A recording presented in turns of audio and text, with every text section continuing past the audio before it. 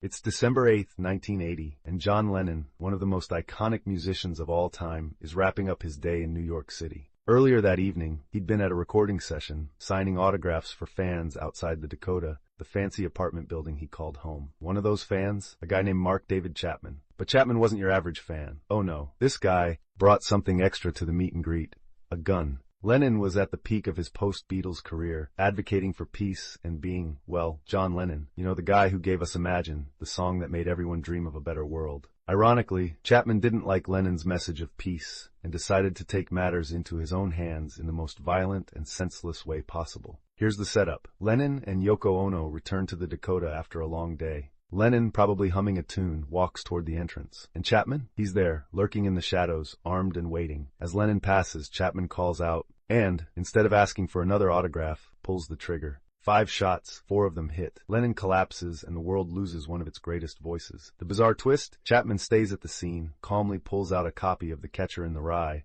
and starts reading. Yes, reading, like he's waiting for reviews of his tragic, life-shattering performance. The news spreads fast, leaving fans worldwide in shock. Vigils are held, tears are shed, and New York becomes a city of mourning. Lennon's death is a painful reminder of how much we still need the hope and imagination he inspired.